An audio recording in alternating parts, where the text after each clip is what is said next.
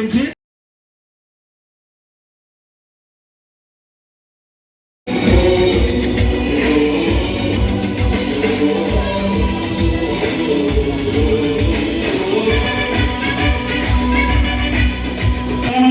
డబ్బులు కట్టి ఉంటారు. కట్టారమ్మా? టిక్ హౌస్ డబ్బులు కట్టారా? ఇల్లు ఇచ్చారమ్మా? కరెంట్ లో అందులోనే సెప్టిక్ ట్యాంక్ వెళ్ళావు, కరెంట్ లేదు, వాటర్ ట్యాంక్ వెళ్ళావు. ఇంకా 3-4 నెలలు పడుతుంది అది పని చేయడానికి. ఎలక్షన్లు వచ్చాయి కాబట్టి, ఓట్లు కావాలి కాబట్టి తప్పుడు ఓపెనింగ్లు మీ అందరికీ తెలుసు. మన ఎమ్మెల్యే గారు చెప్పారు 128 కోట్ల ప్రాజెక్ట్ ఇది. అయ్యన్నపాత్ర గారు 15 నెలల్లో పూర్తి చేయలేకపోయారు, అయ్యన్నపాత్ర గారికి చేత కాలేదని చెప్పి మన ఎమ్మెల్యే చెప్తుంటాడు. 128 కోట్ల ప్రాజెక్టు 15 నెలల్లో కట్టలేకపోతే 60 నెలలు పట్టింది. నువ్వు ఏం చేస్తున్నావు? రంగు వేయడానికి 60 నెలలు పట్టిందని చెప్పి మీరు అందరూ ఒకసారి ఆలోచించాలి. 60 నెలల్లో కూడా చేయలేకపోయారు అయ్యన్నపాత్ర గారు. మీరు ఒకటైతే గమనించాలి, ఇప్పుడు ప్రతి ఒక్కరికి చెప్తున్నాను. ఆయన మన ఎమ్మెల్యే గారు జ్ఞానం ఏర్పడుతూ మీ అందరూ ఒకసారి అర్థం చేసుకోవాలి.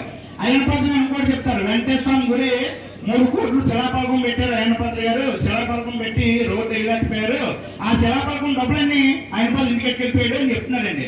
అంటే మన ఎమ్మెల్యే జ్ఞానం ఏర్పడుతుంది, మీరు అందరూ అర్థం చేసుకోవాలి. ఇయే బుర్రతక్కున్నట్లు విజయవాడ సచివాలయం ఒకటి ఉండదమ్మా, అక్కడ ఆఫీసర్లు కూడా చెప్పుంటారు. అందుకే నర్సీపట్నం మున్సిపాలిటీకి మన ఎమ్మెల్యే వచ్చిన తర్వాత 10 రూపాయలు కూడా బిల్లును వర్క్ ఏం చేయలేదని చెప్పి ఈ అందరూ సభాముఖంగా మీ అందరికీ తెలుస్తున్నాం. 10 అంటే 10 రూపాయలు కూడా ఇప్పుడు స్థానిక ఎమ్మెల్యే నర్సీపట్నానికి చేసింది ఏమీ లేదు. వెంకటేశ్వర గుడి రోడ్డు గురించి చెప్తున్నారు ఎమ్మెల్యే. ఇవ్వరు 5వ సంస్థ అడుగుతున్నాను, ఎవరు వేసిన కలవట్ల మీద రోడ్డు వేసారు ఒక్కసారి ఆలోచించుకోవాలని చెప్పి ఎమ్మెల్యేని పిలుస్తున్నాను. ఎవరు వేసారు కలవట్లు? 25 లక్షల బిల్లు ఎవరు ఇచ్చారు? అయ్యన్నపాత్ర గారు ఇచ్చారు. 2018లో వర్క్ స్టార్ట్ అయితే పిఆర్ఓ పెట్టారు, 25 లక్షలు వర్క్ చేశారు. నువ్వు 10 కోట్లు ఖర్చు పెట్టి జగన్ గారి మీటింగ్ పెట్టారు. మీ అందరినీ కూడా తీసుకెళ్ళి ఉంటారు ముఖ్యమంత్రి గారి మీటింగ్ అని చెప్పి జోగిపాలమ్మ.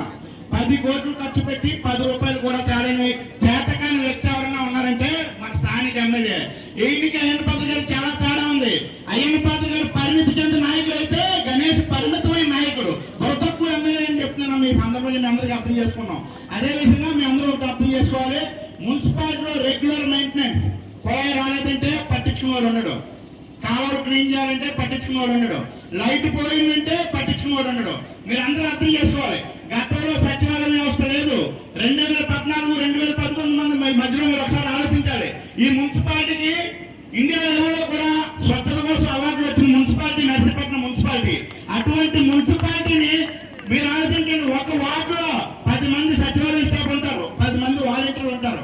అయినా కాలువలు ఎందుకు క్లీన్ చేయలేకపోతున్నారు? ఎందుకు లైట్లు కట్టలేకపోతున్నారు? మీరు ఒక్కసారి ఆలోచించాలి. ప్రజల డబ్బు ఈ ప్రభుత్వం ఎలా వృధా చేస్తుందో ఇది ఒకటే నిదర్శనం. ఒక సచివాలయానికి నెలకు 3 లక్షల రూపాయలు, అక్షరాల్లో 3 లక్షల రూపాయలు ప్రజాధనం మనం చెల్లిస్తున్నాం. దాని తగ్గ పని జరుగుతుందో లేదో కూడా మనందరూ ఒకసారి ఆలోచించాలి. అదేవిధంగా స్థానిక మనం చూసాం కోవిడ్ టైంలో మన హాస్పిటల్లో అయ్యన్నపాత్ర గారి హయాంలో హాస్పిటల్లో నెలకో వారానికో ఒకసారి రివ్యూ ఉండేది. హాస్పిటల్ డాక్టర్ల పరిస్థితి ఏంటి, మందులు ఎలా ఉన్నాయి, అవసరమైన అన్ని తీసుకురావడం సమకూర్చడం జరిగేది. మన ఎమ్మెల్యే పరిస్థితి ఒకసారి అర్థం చేసుకోండి. డాక్టర్ సుధాకర్ గారు మాస్క్ అడిగారు. మాస్క్ అడిగినందుకు నువ్వేం చేసావు? ఇంటికి పిలిపించుకొని వార్నింగ్ ఇచ్చి ఉద్యోగం చేసి ఆ డాక్టర్ని ఏం చేశారు మీరు? ఆ డాక్టర్ని మతి భ్రమించింది, పిచ్చోడని చెప్పి చచ్చిపోయాడని చేశారు. యాక్చువల్గా నువ్వు ఎమ్మెల్యేగా ఏం చేయాలి? హాస్పిటల్కి వెళ్ళాలి.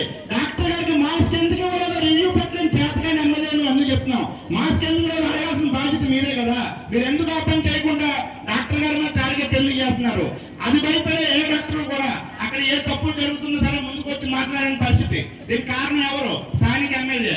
అదే విధంగా మన ఎమ్మెల్యే గారు తక్కువ ఎమ్మెల్యే అని చెప్పి ఈ సందర్భంగా తెలియజేస్తున్నాం. అదేవిధంగా మనం చూసాం అయ్యన్నపాత్ర గారు 60 సంవత్సరాలు వచ్చాయి, ఇంకా ఎందుకు రావడం, ఇంట్లో ఉండొచ్చు కదా అని చెప్తున్నారు మన ఎమ్మెల్యే గారు.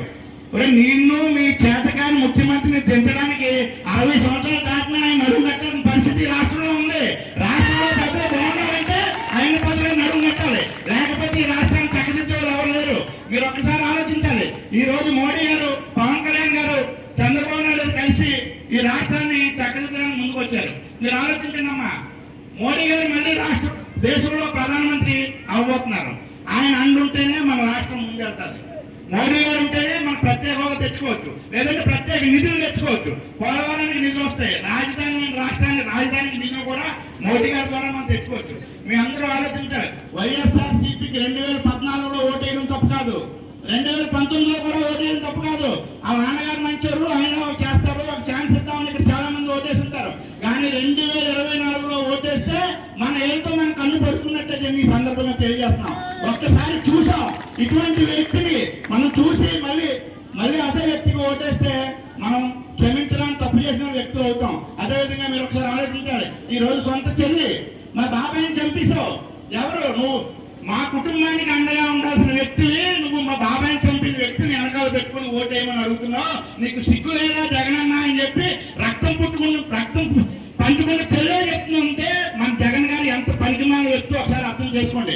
కుటుంబ సభ్యులను పట్టించుకోరు, తల్లిని పట్టించుకోరు, చెల్లిని పట్టించుకోరు. ఇటువంటి వ్యక్తి మీకు మిమ్మల్ని బాగుపడతానంటే అవి ఓయి కళ్ళబొల్లు మాట్లాడని చెప్పి ఈ సందర్భంగా తెలియజేస్తాం. ఇక్కడ ఉన్న తల్లిని మీరు అందరూ ఆలోచించాలి. ఒక కుటుంబానికి సమస్య వస్తే మీ అందరూ ముందుండి ఆ సమస్య తీరే వరకు పోరాడతారు. ఈ రోజు మన రాష్ట్రానికి, మన ఊరికి, మన ఇంటికి కూడా సమస్య వచ్చింది.